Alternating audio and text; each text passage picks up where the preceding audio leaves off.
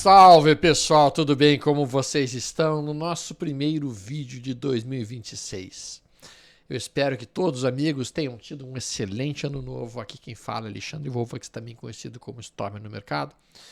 Sábado de manhã, hoje são 10 horas e 56 minutos. Hoje são dia 3 de janeiro de 2026. Estamos iniciando um novo ano. E automaticamente não podia faltar esse nosso vídeo aqui. Eu vou fazer 3 vídeos hoje. Um primeiro vídeo sobre ETFs e mercado brasileiro. Um segundo vídeo falando sobre mercado americano. E um terceiro vídeo falando sobre criptomoedas. Naturalmente que eu não poderia me abster de comentar também. Com isso a gente vai sobrevoar todo o mercado financeiro. Todo o mercado financeiro vai ser sobrevoado nesses 3 vídeos. Então já deixo um convite para você, não apenas começar a seguir a gente, mas também deixar um like aí e compartilhar com os amigos e deixar comentários, porque isso faz com que a gente seja mais visualizado pelas outras pessoas e pessoas que possam ter interesse em entender um pouquinho mais de mercado financeiro em si e de como investir melhor o seu dinheiro no ano de 2026. No meu entendimento, o ano de 2026 é o ano perfeito para se investir em boas ETFs. Vou falar um pouquinho quando estiver falando sobre ETF nesse caso. E nós vamos poder então trocar uma ideia basicamente sobre isso e outros aspectos. Mas é importante mencionar que na sexta-feira, ontem, Donald Trump, Estados Unidos, então, realizaram um ataque contra a Venezuela e, basicamente, eles conseguiram, então, através de uma operação especial feita pelo grupo Delta Force, conseguiram, sim, capturar e prender Maduro. Eu preciso deixar apenas um rápido ponto nisso, porque isso vai trazer certa volatilidade no preço do petróleo e, automaticamente, isso impacta a Petrobras e outras empresas que estão ligadas ao ramo do petróleo em si. É natural e é óbvio, no meu entendimento, que Trump e Estados Unidos não fez isso no sentido de uma ajuda humanitária para a Venezuela. Não é esse o objetivo de Donald Trump, no meu entendimento. É óbvio que não.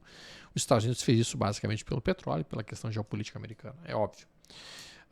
Mas também precisamos ter em mente que Maduro não era um presidente eleito democraticamente. Maduro perdeu a última eleição. Ele realmente perdeu a última eleição e ele não entregou o poder. Então podemos tecnicamente classificá-lo como um ditador, sim. E o fato de ele ter sido preso em si não é algo a ser lamentado. Pelo contrário, sempre que um ditador acaba sendo preso, nós devemos comemorar isso e pensar, ufa, pelo menos aquela população se livrou deste ditador. Ainda que o novo governo, que deve ser estabelecido através de uma eleição, lá sei o que vai acabar acontecendo em termos de evolução política para a Venezuela, muito provavelmente acabará sendo um governo mais alinhado aos Estados Unidos e, portanto, menos sancionado e, portanto, vai existir uma boa possibilidade do nível de vida, da qualidade de vida na Venezuela melhorar.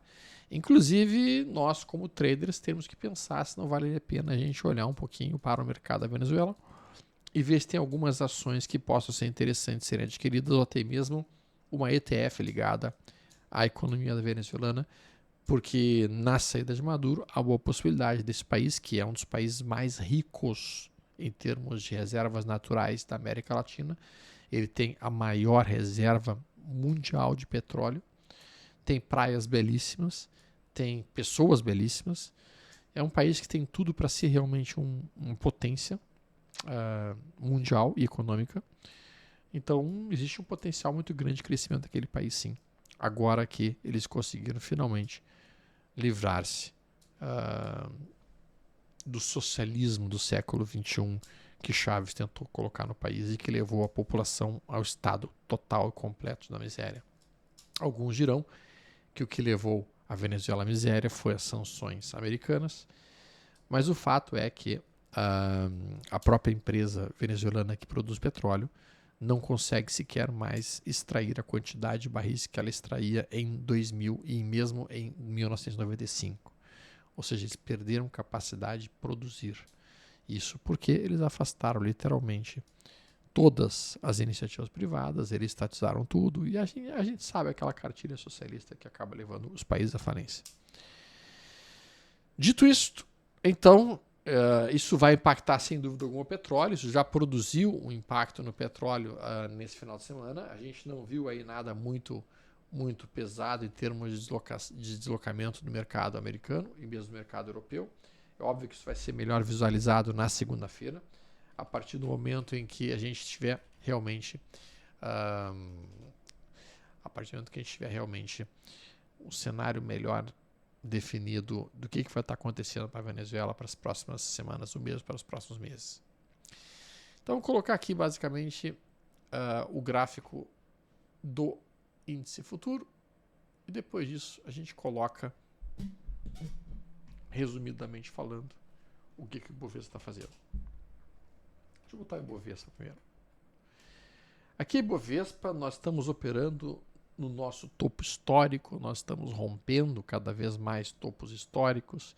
Isto é excelente, obviamente, isso é excelente para quem está investindo na Bolsa Brasil.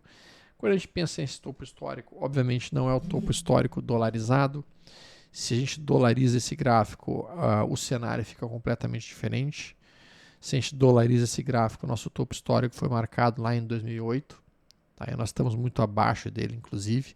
Teríamos que subir ainda 51% para chegar no nosso topo histórico de 2008 dolarizado.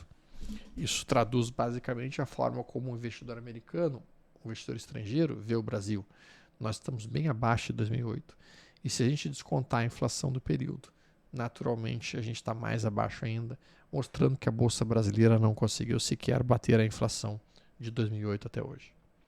Então, sim, estamos atrasados e temos um bom potencial de alta ainda pela frente. Quem acha que o Bovespa já subiu muito, literalmente não sabe o que é a necessidade do Ibovespa corrigir pelo menos a inflação de 2008 até hoje. E isso poderia levar, sim, nosso índice pelo menos para 215, eventualmente até 230 mil pontos, só para corrigir a inflação de 2008 até hoje. Então, as empresas brasileiras elas estão subavaliadas, elas estão subprecificadas e, obviamente, que nesta conta agora entra, a partir desse ano, entra as questões políticas, as questões de eleição ou reeleição do atual governo.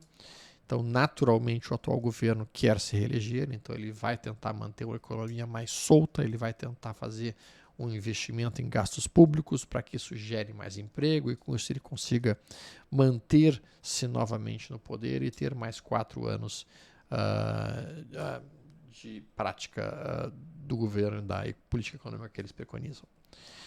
E, naturalmente, a gente vai ter a briga das pessoas que não estão entendendo essa política econômica como muito saudável e que querem trocar a política econômica brasileira por uma política mais responsável fiscalmente, que não gaste tanto, que consiga com isso reduzir um pouco os impostos e que consiga com isso basicamente controlar um pouco mais o déficit público que está crescendo em larga velocidade.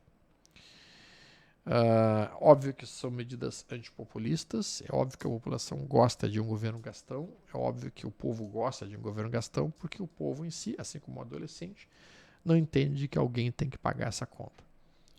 E o fato é que quem está pagando a conta já não tem muito mais de onde tirar para pagar essa conta. Então essa política econômica atual, o próprio governo em si já afirma que a partir de 2027 não terá dinheiro para pagar o funcionalismo público. 2027, ano que vem. Por quê? Porque eles estão gastando muito mais do que eles arrecadam. Mesmo com os 35 impostos novos criados no atual governo, eles continuam, literalmente, gastando mais do que arrecadam. Não parece ser muito saudável, né? Ainda assim, a gente vê o Bovespa em topo histórico. Sim. Isso é uma clara demonstração, obviamente, de que a bolsa, as ações, elas não estão atreladas necessariamente a um bom governo ou a um mau governo, a um governo responsável ou a um governo responsável. A bolsa não se importa muito com isso. A bolsa se importa em ver essa ação aqui, essa empresa ela está barata ou ela está cara. E se ela está barata, vamos entrar comprando, vamos empurrá-la para cima. E se ela está barata, se ela está cara, vamos entrar vendendo e vamos vendê-la, não importa quem esteja naquele momento. E isso está acontecendo no Ibovespa hoje. O Ibovespa está em tendência de alta, primária, secundária e terciária. O que significa que todo e qualquer recuo que o Ibovespa fizer, eu tenho que procurar por sinais de entrada. Nesse momento, a gente consegue ver então essa sequência de topos e fundos ascendentes do mensal, que durou aqui um bom tempo. Depois a gente fez uma correção, depois novo topo e fundo ascendente, depois uma correção lateral aqui. A gente rompe essa correção lateral e agora a gente faz uma sequência de topos e fundos que provavelmente continuarão em topos e fundos ascendentes. Então, recuos serão oportunidade de compra em preços de suporte. Suporte mais forte para Ibovespa nesse momento em 141 mil pontos. Não acho que chegue até lá, seria uma queda muito importante. Suporte um pouco mais acima em 147.830, é um bom suporte. Aqui deve ter muito comprador defendendo nessa região. E nós vamos ter alguns compradores já defendendo a região de 153.590 pontos. Então essas são as zonas de suporte que o Ibovespa tem para o ano que está iniciando. Na ponta da resistência e como alvo para o ano, podemos por assim dizer, se a gente pega e faz uma estratégia que eu gosto muito de fazer, que é basicamente olhar qual é o retorno médio que o Ibovespa consegue entregar aqui. Ele entregou 36%, aqui ele entregou 26%, aqui ele entregou 14%, aqui ele entrega 29%, aqui ele entregou praticamente 2,89%, aqui foi uma entrega negativa de 12%, uma entrega positiva de 4%, aqui uma entrega positiva de 22%, um recuo de 9%, e aqui foi uma entrega de 32%. Então, raríssimas vezes a gente vê o Ibovespa entregar mais do que 30% ao ano. Até aconteceu aqui, um movimento brutal em 99, um outro movimento brutal em 2003, mas o fato é que geralmente a variação de um bom ano para Ibovespa acaba sendo entre 30% a 25%, como a gente está vendo aqui. Então, se a gente pega essa projeção aqui, por exemplo, e larga isso a partir do preço de abertura do ano seguinte, nós conseguimos ver exatamente os níveis que foram atingidos para o próximo ano. E a gente consegue, então, utilizar a mesma estratégia, pegando essa amplitude aqui a partir dessa abertura, e a gente localiza quais foram os alvos do ano. E se a gente faz exatamente isso nesse momento, pegamos esta movimentação aqui somente do corpo do ano passado e largamos a partir da abertura, então nós colocaríamos aqui como um alvo por Fibonacci, ou por expansão, como vocês quiserem chamar, para o Ibovespa em 200.900 pontos. Isso se nós tivermos um ano positivo. Nós podemos fazer a mesma estratégia para planejar o que seriam os possíveis suportes. Por exemplo, este ano aqui foi um ano de alta, seguido de uma correção. Essa correção, a gente consegue pegar a amplitude do ano anterior de alta, largar a partir dessa abertura aqui para baixo, e a gente conseguiu ver que o recuo foi observado, atingindo 61% do ano passado inteiro para baixo. Então, se nós pegarmos e procurarmos ter um conceito e uma ideia de que a gente vai ter um ano negativo, que eu não acho que seja, nós podemos pegar essa amplitude do ano passado aqui, largar para baixo a partir dessa abertura e projetar como principal zona de suporte aqui para a Ibovespa para esse ano, 134.460 pontos. Essa é a região de suporte principal que eu vejo para a Ibovespa para o ano que está iniciando, e essa é a região de alvo principal que eu tenho para a Ibovespa para o ano que está iniciando. Na minha opinião, da forma como eu vejo, considerando que a gente está em tendência primária, secundária e terciária de alta, o ano é um ano de alta, não é um ano de recuo.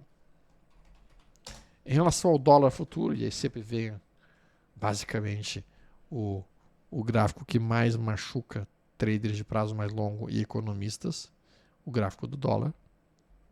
Tentar acertar onde o dólar estará no final de um ano é uma missão quase impossível, é uma missão risível, porque ninguém consegue acertar. É literalmente um troço absolutamente... como tem milhares de variáveis influenciando isto, é muito difícil conseguir qualquer antevisão de onde o dólar estará. Quando a gente afasta bem o gráfico do dólar, a gente vê que o dólar passou o ano passado inteiro em recuo. Tá? Foi um ano de queda inteiro. Tá? O ano anterior tinha sido um ano de alta inteira. Né? Então a gente tem realmente um cenário, no mínimo, difícil de ser entendido. Como a gente vê Trump tentando reduzir o valor do dólar frente às principais moedas do mundo para melhorar a balança comercial americana, não me surpreenderia se a gente tivesse um ano de dólar em recuo. A questão toda é que quando a gente tem uma eleição presidencial, classicamente o dólar sobe, porque o risco CDS Brasil sobe muito nos anos de eleição presidencial. Tá? Então, o que é o risco CDS? Tá? O risco CDS é basicamente isso aqui que vocês estão vendo. É um risco avaliado pelas principais empresas do mundo a respeito do Brasil. E esse risco, então, ele tem aqui uma oscilação, como a gente está vendo. Nos anos de eleição presidencial, o CDS Brasil ele aumenta muito. O CDS Brasil é uma avaliação que o estrangeiro faz para entender o seguinte: cara, se eu emprestar dinheiro para o Brasil, qual é o risco de eu receber esse dinheiro de volta? É um risco alto? É um risco baixo? Então, um país que tem um risco CDS baixo consegue empréstimo barato e não precisa ter uma taxa de juros tão alta assim e consegue, com isso, ter uma balança comercial favorável. Um país que tem um CDS muito alto, as pessoas cobram um pedágio mais alto para emprestar dinheiro para aquele país e isso automaticamente faz com que haja uma fuga de dinheiro daquele país e o dólar então acaba se apreciando. Nos anos de eleição presidencial, e que a gente pode ver o período Dilma, como o CDS Brasil estava extremamente alto em 2016, quando houve a saída da Dilma do poder, o que a gente percebeu? Quando ela foi empichada, o risco CDS Brasil caiu violentamente e isso fez com que o dólar pudesse realmente perder o valor ao longo dos próximos anos, como aconteceu naquele período de 2015, 2016. Então vou colocar aqui só para vocês poderem ver. Aqui era dólar futuro. Na época que o nosso CDS estava extremamente alto, peraí, deixa eu botar ele aqui de novo. Na época que o CDS estava muito alto, que foi ali em 2016, época Dilma, o nosso dólar estava estourando nessa região de 7,93. E daí quando aconteceu realmente a movimentação de impeachment e o CDS caiu, o dólar afundou violentamente. Veja que isso foi nos anos de 2015, 2016, 2017.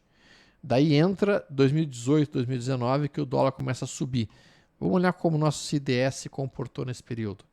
2017, 2018, houve uma elevação do CDS.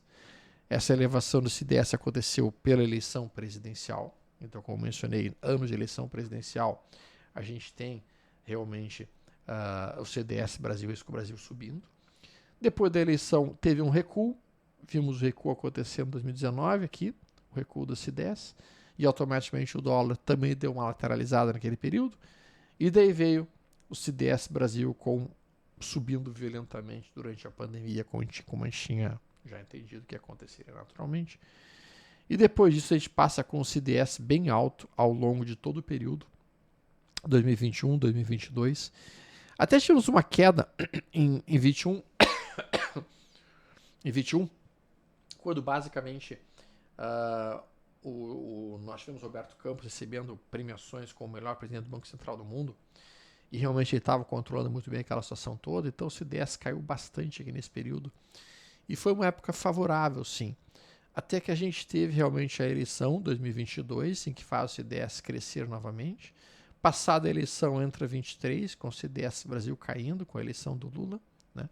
E depois o CDS veio recuando, e agora a gente está com o CDS relativamente baixo neste momento. O risco Brasil está sendo considerado muitíssimo baixo. O que traduziria, como a gente tem uma eleição do ano presidencial ano que vem, poderíamos subir o CDS, e se a gente sobe o CDS, a gente já viu que isso impacta em um movimento de alta do dólar. Eu, como bom brasileiro, entendo que o Brasil não vai virar Suíça, não importa quem se eleja ano que vem, e, portanto, para nós brasileiros sempre é bom termos uma reserva em dólar. Então, minha missão não é tentar arranjar ou encontrar o fundo do dólar. Não é essa. Eu acho que é um exercício muito perigoso, tá? Eles tentar achar o fundo do dólar. Eu vou tentando comprar um pouquinho em dólar, tenho uma reserva em dólar todos os meses, montando um DCA. Assim como eu faço DCA em Bitcoin, eu faço um DCA também em dólar, tentando construir um preço médio nessa moeda. E no Bitcoin também, e no euro também. Eu acho que é uma coisa importante. Quando a gente tem aqui a visualização do momento atual do dólar, a gente vê que no gráfico mensal nós estamos extremamente sobrevendidos. Extremamente sobrevendidos. Então, tecnicamente falando, do ponto de vista de gráfico, é uma região atraente para uma compra eventual, para tomar posições em dólar, já que a gente está bastante sobrevendido. O estocástico lento em regiões muito, muito sobrevendidas, que marcaram fundos. Não necessariamente quando a gente chega nesse nível, fundo é imediato.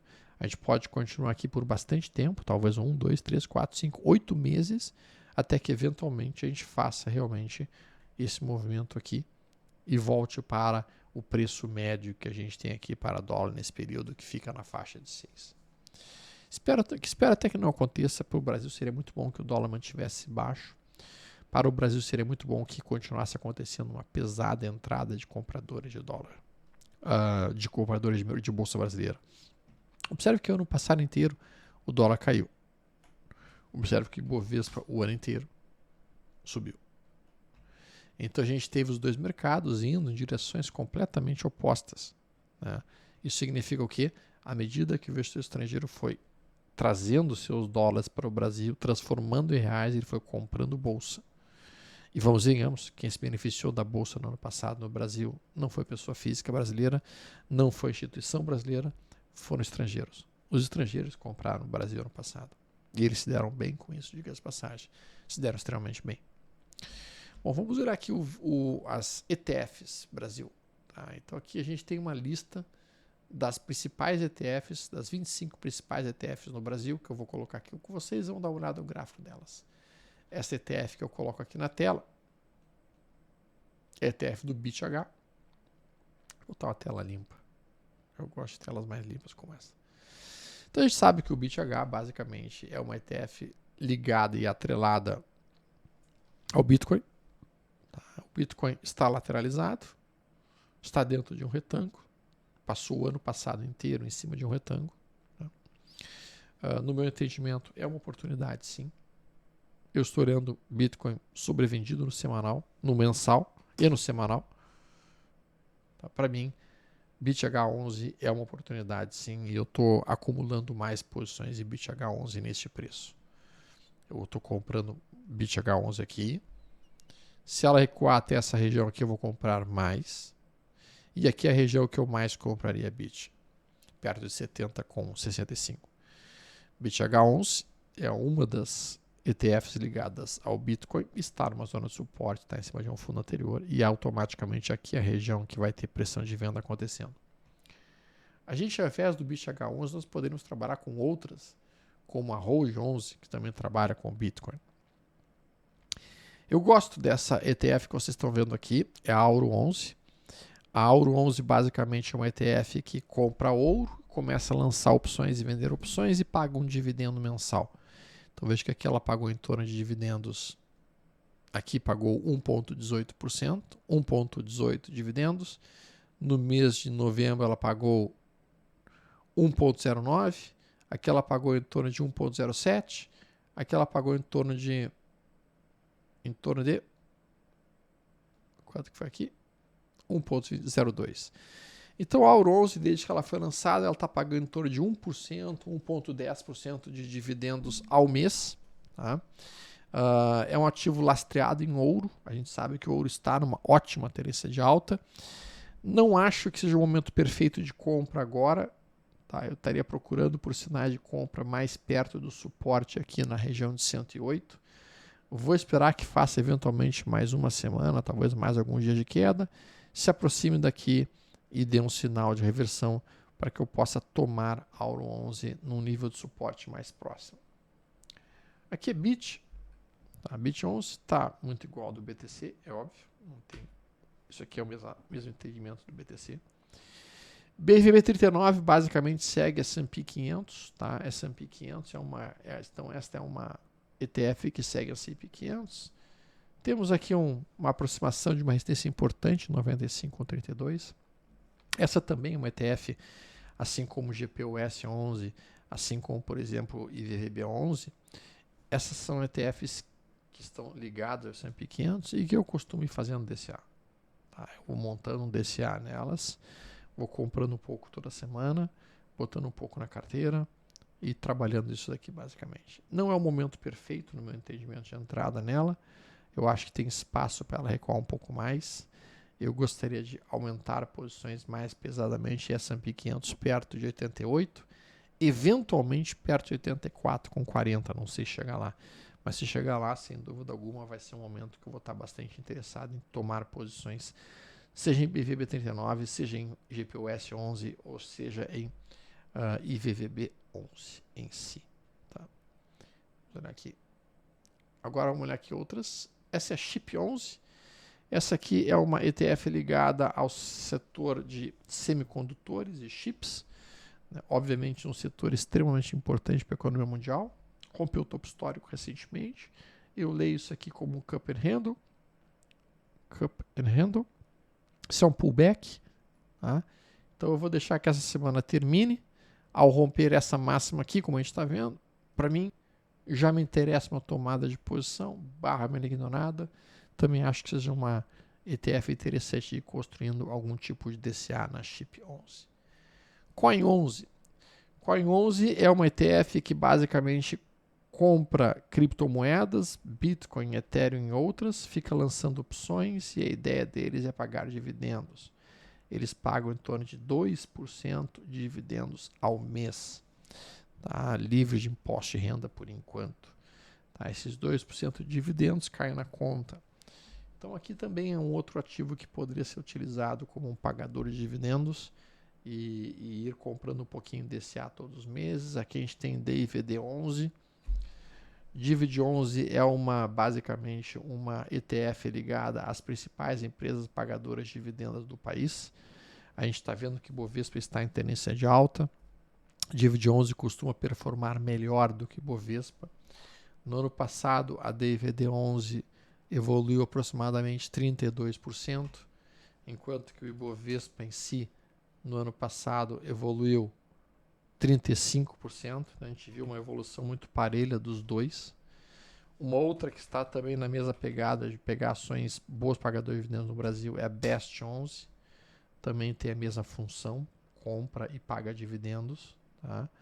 Então a gente recebe daí dividendos que vão entrar trimestralmente, tá? Na Best 11 ou na DIVD 11, que também paga dividendos mensais, como a gente está vendo aqui. Né? Então o DIVD 11, nesse momento, apesar de Bovespa estar em tendência de alta, não é o momento perfeito para carregar a mão pesado. Eu carregaria pesado a mão se DIVD conseguisse fazer algum tipo de recuo para essa região aqui, para depois poder fazer isso novamente. Seria o ponto perfeito de entrada para mim nessa forma que eu trabalho. Eu geralmente gosto de comprar papéis que estão em tendência de alta, mas que estão próximos de suportes ou se aproximando de um suporte. E neste instante atual, o DIVD 11 está em tendência de alta, mas não está próximo de um suporte. Então não vejo aqui um ponto perfeito, não. Aqui a GLDX, essa é uma ETF ligada a ouro. Então aqui a gente tem um ETF ligado a ouro que recentemente rompeu seu topo, inclusive. Poderíamos entender esse movimento de recuo como um pullback. No meu entendimento, o ouro e a prata já andaram muito e elas têm tudo para dar uma lateralizada, pelo menos, por algum tempo, por algumas semanas ou mesmo meses. Então, apesar de ter acontecido esse recuo, eu não ficaria muito empolgado em comprar neste momento atual, a não ser que eu estivesse dentro de uma Auro 11 para receber um dividendo mensal em cima disso. Então, GLDX eu não compraria agora, eu esperaria provavelmente a produção de um 2, 3 de compra, e daí se na outra semana rompesse a massa eu poderia comprar. Eu sei que eu estou dentro de um suporte, mas eu não tenho sinal de reversão para executar a compra. No diário até tem. No diário aqui, para mim, já poderia cogitar uma entradinha aqui, um swing trade. Mas aqui com uma operação mais longa, eu esperaria para a semana que vem. Gold 11. Gold 11 é uma ETF mista, ela trabalha com S&P 500 e trabalha com renda fixa Brasil. Tá? Então, acho que, se eu não me engano, ela é 80% renda fixa, 20% renda variável americana. Portanto, essa Gold 11 ela está numa tendência bastante interessante de alta, com uma volatilidade relativamente baixa, e ela deve seguir nesse ritmo, porque ela tem renda fixa, uma boa parte, e tem renda variável, uma outra parte. Então, essa é uma ETF que cumpre duas missões. Né? Ir se valorizando ao longo do tempo com uma menor volatilidade possível. A gente teve uma pancada forte aqui, sem dúvida alguma, mas de uma maneira geral, a gente vê que mesmo essa pancada, que parece ser uma de coisa gigantesca, foi uma alta de 6,70%, que não é nada muito brutal, nada muito apavorante. Então, essa é um ETF coringa, digamos assim, para ter na carteira. Gold 11 faz as vias da GLDX 11, também está um gráfico bastante similar, bastante parecido, também ligado ao ouro. Gov 11 é um ETF ligado às empresas que têm governança corporativa e, portanto, são teoricamente empresas mais seguras, menos perigosas e melhor geridas, mais transparentes, e automaticamente poderemos ter aqui um resultado mais eficiente até mesmo do que a BOVA 11. E a gente teve no ano passado uma alta bastante interessante, 34% nela, já que o mercado seguiu uma tendência de alta. Hash 11. Bom, essa é uma ETF ligada, obviamente, às criptos, muito ligada ao Bitcoin, mas também ligada a outras. Acho que está numa zona de suporte, eu entendo que é um bom ponto para ir acumulando, é o que eu estou fazendo. HTEC está ligada a Healthcare. Tá? Healthcare. Essa é uma área da economia que eu vou com um pouco mais de cautela. Eu acho que a área de healthcare nos Estados Unidos é bastante interessante. As biofarmacêuticas, especialmente as empresas ligadas à biotecnologia, podem ser atraentes. Mas aqui, neste momento, eu não vejo um bom ponto de entrada. Eu esperaria a aproximação de uma zona de suporte para poder tomar uma posição. E esse suporte ainda está longe ainda. Esse suporte aqui está nesta região aqui. Precisaria cair até perto de 55,76. Essa é a região que eu procuraria por algum sinal de reversão para poder pensar numa compra em HTEC 11. Jogo 11. Bom, essa aqui está ligada realmente a empresas que produzem não apenas jogos, tá, como por exemplo Roblox e outras, mas também ligada a NVIDIA, placas de vídeo, essas coisas nesse cenário todo. Esta já é uma ETF que me chama a atenção nesse momento. Ela encontra-se em cima de um topo anterior rompido. A gente vê esse topo anterior rompido aqui. Ela está dentro de uma linha de um retorno de um canal de alta. Então, esta região que ela está nesse momento no gráfico semanal é uma zona de suporte. Ponto. É uma zona de suporte. E, portanto, assumir posições nesta região com o meu stop aqui embaixo, stop em 137,50, me parece bastante inteligente, porque a próxima resistência estaria aqui em cima. Então, eu tenho uma relação de risco para o potencial benefício bem interessante, muito atraente. Óbvio que se perder essa região aqui, eu teria que pensar em estopar. Eu entendo que sim, porque se perdermos a região de 136, a próxima zona que os compradores defenderiam estaria apenas em 114. Seria uma queda percentual bastante expressiva. Mas eu gosto desse conceito, e para quem entende que essa tese de investimento ela vai continuar existindo pelos próximos anos, talvez o cara pudesse ligar aqui até mesmo sem algum tipo de stop, porque a gente sabe que em algum momento esse tipo de empresa acaba voltando, acaba subindo e retornando posições. ETFs, quando eu trabalho com ETFs, eu sou bem menos inflexível com a questão dos stops. Eu admito que com ETFs eu sou muito mais buy and hold, de fato, do que querer ficar fazendo trade em ETF. Tá? Eu vou ter momentos que eu vou ser mais agressivo na compra de ETFs, quando eu tenho estocástico lento sobrevendido no semanal, como aqui. Mas raríssimas vezes eu vou estopar com um prejuízo uma ETF. Porque eu só farei isso de fato se a tese de investimento estiver furada, estiver ruim, eu quiser sair daquela tese inteira, o que é uma coisa muito rara. Essa aqui é uma ETF ligada à LFTB11, está ligada à renda fixa Brasil. Obviamente faz parte de uma carteira que a gente queira ter um caixa disponível para oportunidades, LFTB11. Aqui é a Núcleo 11. Ah, essa daqui está muito bonita. Essa é uma ETF que me chama muito atenção, ela está ligada a tese de energia nuclear nos Estados Unidos, naturalmente. Aqui a gente tem então Oklo, a gente tem várias empresas do setor de energia nuclear. A gente consegue observar um canal de alta, bem tranquilo de ser desenhado, que é esse canal. Nós nos aproximamos deste topo anterior rompido, que foi rompido por esse movimento. Fizemos um pullback, 1, 2, 3 de compra, acionamos o 2, 3 de compra, lateralizamos e agora estamos produzindo mais um 2, 3 de compra, acionando um novo 2, 3 de compra na Núcleo 11, com a ideia de voltarmos pelo menos para a região do topo aqui observado. Então essa Núcleo 11, se a pessoa entende que a tese de investimento em empresas que trabalham com energia nuclear faz sentido ter um pouco de dinheiro nisso, essa é uma ETF que poderia valer a pena ter na nossa carteira e ficar olhando com atenção aqui. QTH11 é uma ETF ligada a Ethereum. Tá? Eu entendo que ela está dentro desse enorme retângulo. Né? Tem até uma zona de suporte aqui, sim. A gente está olhando esse suporte, que é esse topo anterior rompido aqui. Assim como o Ethereum encontra-se em cima de um suporte. Eu acho que o rompimento dessa região aqui poderia liberar QTH11 para buscar essa região. E isso já seria uma valorização bastante expressiva, quase 44% para cima. Essa é uma ETF que eu vou também fazendo preço médio, eu vou tentando fazendo DCA nela ao longo do tempo. E acho que está num bom ponto para aumentar posições mais agressivamente. QQI11. O Triple QI11 é uma ETF que ela é um pouquinho diferente. Ela não se comporta exatamente como a Nasdaq. Ela tem como objetivo comprar o QQQ e ficar operando opções e vendendo opções para produzir dividendos. Então a gente tem pagamento de dividendos mensal em cima das principais empresas da Nasdaq, o que acaba sendo interessante. Então, assim como a gente pode ter uma ETF que usa como lastro Bitcoin para produzir a sua carteira de dividendos, no caso a Coin 11, a gente pode ter uma ETF que usa ouro como lastro para ficar dando dividendos, no caso a Auro 11. Nós podemos ter uma ETF que trabalha com a Nasdaq como principal lastro, as empresas da Nasdaq, e daí fica vendendo opções para produzir também dividendos mensais que são pagos. Então a gente está vendo aqui que em torno de R$104 é o tamanho da cota, né? E a gente pode operá-las unitariamente. E está pagando em torno de 1,17, 1,14, o que dá quase 1,10% ao mês de dividendos pagos pela QQQI11, que eu acho bastante interessante, sem dúvida alguma.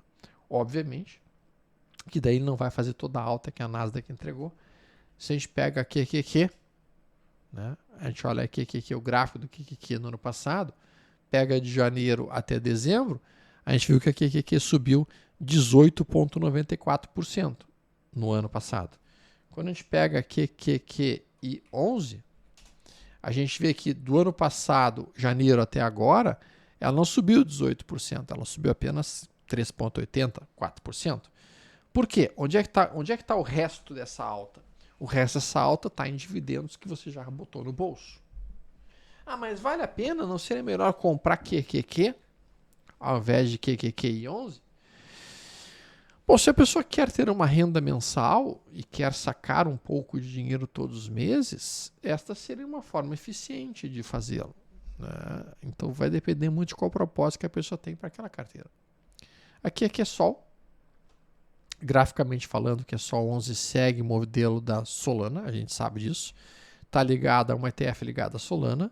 Isso aqui é uma zona de suporte inequívoca. A gente vê fundo anterior, a gente está tocando essa região, formando canos de reversão.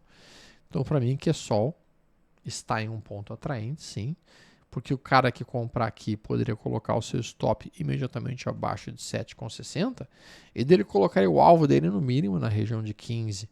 A relação de possível benefício para o risco que ele está correndo é uma relação bastante atraente e, portanto, QSOL é um momento que eu estou fazendo DCA mais agressivo nela. Essa CVB11 é uma ETF ligada a Small Caps Brasil. Tá? Está em tendência de alta, mas batendo nesse momento numa zona de resistência. Não é o momento perfeito para comprá-la, no meu entendimento. Eu esperaria de fato que acontecesse algum tipo de recuo até próximo da zona de suporte, que eu estou vendo aqui na região de 88,67. Small 11 vai na mesma pegada da SCVB11. Tá? Também está tocando a zona de resistência. Não vejo como um ponto perfeito de entrada agora. Esperei um pouquinho mais. SPI X11. Tá? Isso aqui serve o S&P. World 11. Essa aqui é uma ETF que tem as 10 mil maiores empresas listadas em bolsas mundialmente falando. É uma tendência primária, secundária e terciária de alta, sem dúvida alguma. Não está no momento perfeito de entrada, no meu entendimento, o momento perfeito seria um pouquinho mais perto desse topo rompido aqui em 135. Aqui eu procuraria por sinais de compra nessa região de World 11. E daí a gente olha, por último, China 11. Essa aqui é uma ETF ligada às principais ações da China, que obviamente é uma economia importante no mundo hoje. Está fazendo um processo de recuperação, talvez volte aqui para o topo anterior, talvez, é um grande talvez. Essa aqui eu já vejo como um ponto interessante de entrada, está numa zona de suporte, fez um 2-3 de compra, rompendo essa região, poderia acionar um sinal, faria um pouco mais sentido. E a XRPH11, que é esta, ligada a Ripple. E que está numa zona de suporte, assim como o BTC, assim como Solana, assim como Ethereum.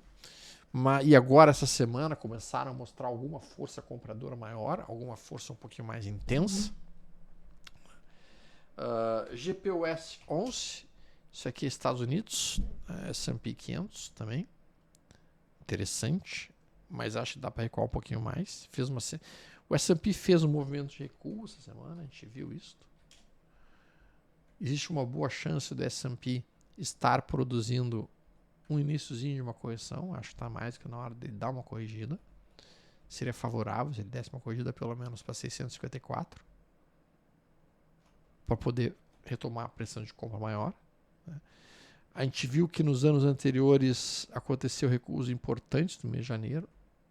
Mês de janeiro costuma ser um mês tenso para os Estados Unidos. Os primeiros 65 dias do ano marcam o primeiro ciclo do mercado americano. E esse ciclo começou hoje, basicamente. Hoje. Hoje não, né? Ontem. Muito bem. Dito isso, a gente finaliza o nosso vídeo de hoje. É um vídeo que ficou um pouco mais longo, falando sobre Bovespa, ETFs e um pouco o cenário geopolítico mundial. Eu vou fazer amanhã o vídeo sobre criptomoedas. Não, eu vou fazer hoje o vídeo sobre o mercado brasileiro e amanhã eu faço o vídeo de criptos. Pessoal, gigantesco abraço, fiquem com Deus, tudo de bom para vocês, um bom final de semana, até mais pro próximo vídeo agora.